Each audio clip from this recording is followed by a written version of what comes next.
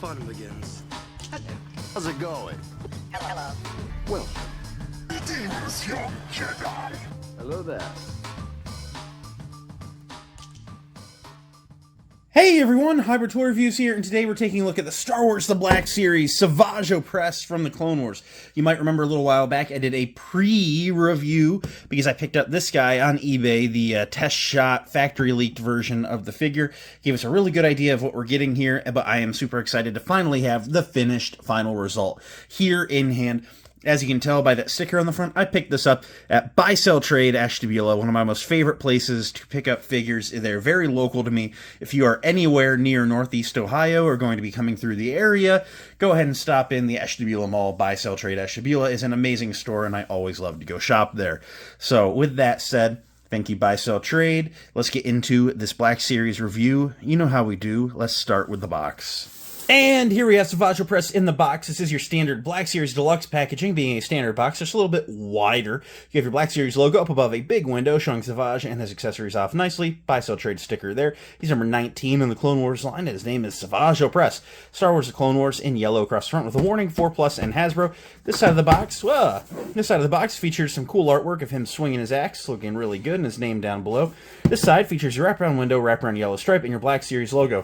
Around back, you have the Black Series logo again, a zoom in of that art, his name, and a bio in several languages. Pause and read whichever best applies to you.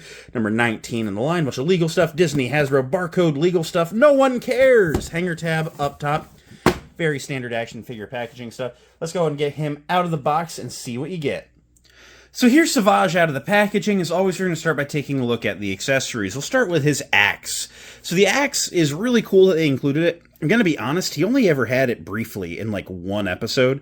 So it was one of those accessories where I'm like, you know, give it, take it, I don't care. I'm going to use the double-bladed lightsaber.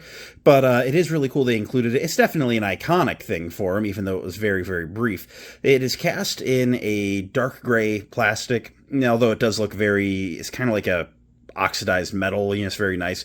The blade is painted nice and silver. As you can see, there's some sculpt or just some pitting in the metal. It's not a brand new axe. It's definitely been whacked a little bit. Something interesting that I like on mine is down there in the bottom. You can see there's kind of like a little bit of a white marring on it. And as I mentioned, have the test shot here, and it came with an axe. Where that marring is actually where there's a sprue left on mine. So you can actually see where they broke it off in the factory from the mold. That's really cool. But it is really cool just being able to see how it looks with some paint on there. This was a very impressive sculpt in its own right.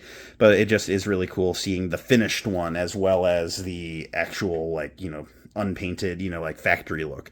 So really, really liking this. It's a really good accessory. Setting it off to the side, we're going to take a look at the lightsaber. And, this is not the lightsaber that came with the test shot because the test shot didn't have the lightsaber included. They just didn't paint the hilt. I recognized this in some of the promo photos, and I was really hoping the finished product was going to be different. But yeah, for starters, love the red blades. Really nice bright red. Really excellent choice there. The blades do unpeg very easily, and he has a hook for belt storage, which is good because he does carry his lightsaber on his belt quite regularly when not in use. Putting a blade back in just so I can hold it up easily. This isn't very impressive. Now, I'm going to be honest, I am very forgiving of Hasbro for a lot of things. A lot of people, when Hasbro does literally anything, changes the box design a little bit, deletes thighs. So the first assumption is always cheap Hasbro, scummy Hasbro, screw Hasbro, I hate Hasbro. And I don't always jump on the train there, because I like to think that Hasbro might just be trying to do improvements on things, and, maybe we're just not receiving them as intended, but I like to believe that there's at least a little bit of good intent behind a lot of what's going on. This right here, I definitely don't like. This is absolutely a cost-cutting measure, and I'm not a fan of it.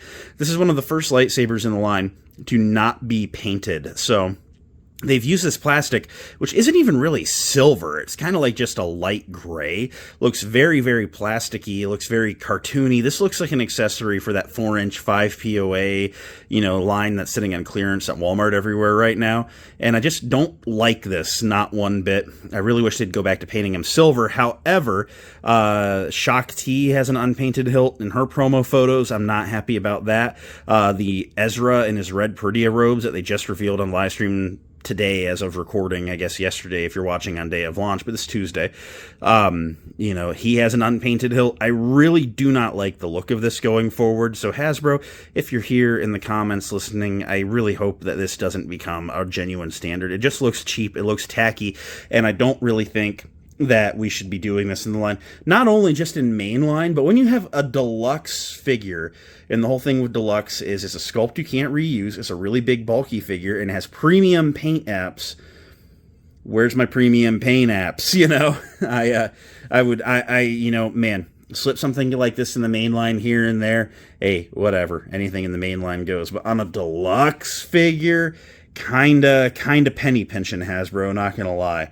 Like, and how much does not painting it silver really save you on the production run, you know? So, setting it aside, I've bitched about the hilt enough. Let's take a look at this guy. So, you know, there were some thoughts when I got the factory leaked one. I was like, man, I really hope I'm getting like a genuine product. I'm not just getting some like, you know, custom Veils knockoff thing, whatever. And I gotta say, what I showed in that pre-review video was very faithful to here.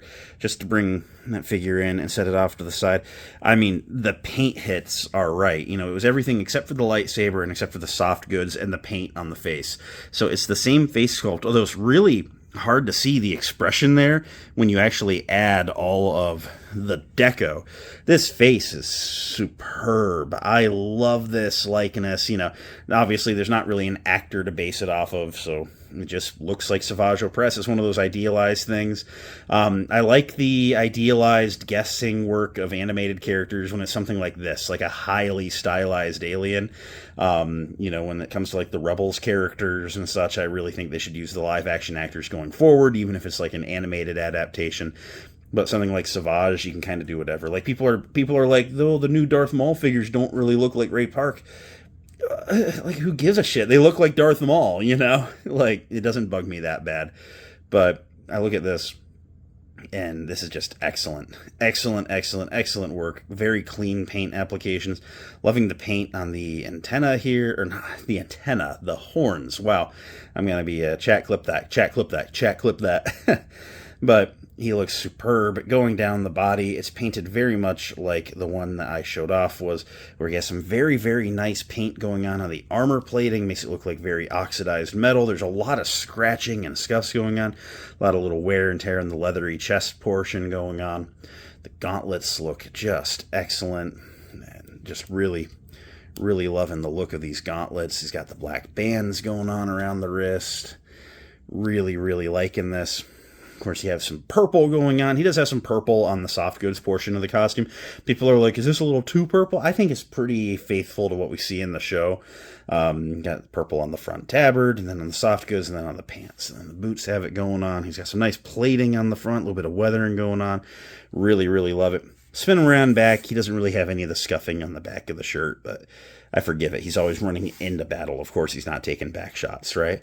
So really loving how this guy turned out. I mean, come on, those fingernails have been painted in. They're long, they're clawed, like, just, man, this is superb.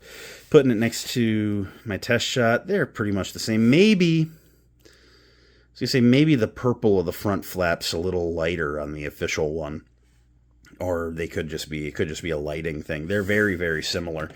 But I really, you know, it was really cool being able to get my hands on that, like, factory leak early, because really let us get a good look at what we were getting. It was, like I said, pre-review, so just a really great-looking figure.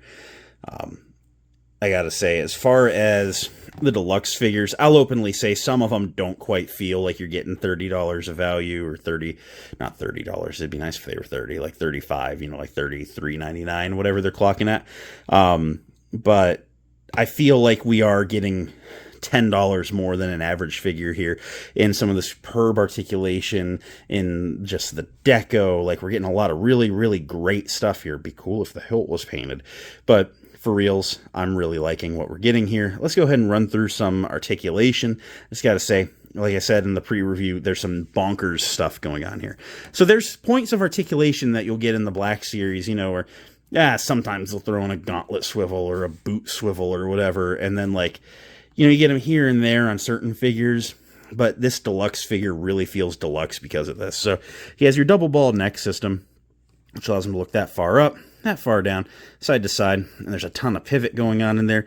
His arms come up to a T pose and has a deep butterfly joint, and the shoulder pads work like the Stormtrooper and Clone Trooper armor, where it's like on a post on a ring in the joint, so it'll actually travel with the arm around if you choose it, or you can leave it in position, so you can really get it out of the way. For something so big and bulky, you would think it would be problematic, but it's really not. He has single jointed elbows that go a little past 90, swivel. Then there's a gauntlet rotation there, which is just super cool. And then the wrists are on the ball joints. They go all over the place. So I still don't know that I'm 100% on the ball joints, because I really do like that vertical hinge. You can get really pointy with that vertical hinge. I don't really care for the horizontal hinge at all.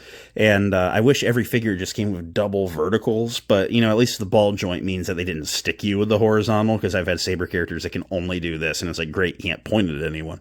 So I'd rather have ball joint than horizontal, but I'd rather have vertical than ball joint. I think is where I fall on it. It's kind of like a middle of the road option. So he features 2 waist crunches, which is just unheard of. I think, did Maugus have it? I haven't put my hands on that figure in forever. I don't even know where that figure is. It's in a tote somewhere. But I think Maugus had it, and I know Malik had it. So the double ball joint, which again, very premium, lets him crunch that far forward and lets him crunch that far back, and just insane side to side when you combine them, and rotation. It is just oh so cool. His legs can kick that far apart, basically a perfect splits. There's no thigh cut. Don't really care. Like, you know, again, people are like, cheap, Hasbro.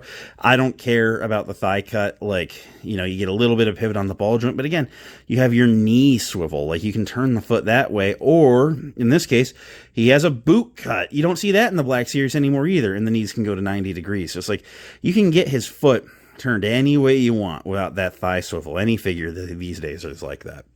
And then his feet can point basically straight down. If you push it up and over the armor a little bit, it goes about that far forward, and there's a forward-facing pin for rocker, allowing you to get him into some decently wide stances with both feet flat on the ground. Getting him stood up, again, just one more side-by-side.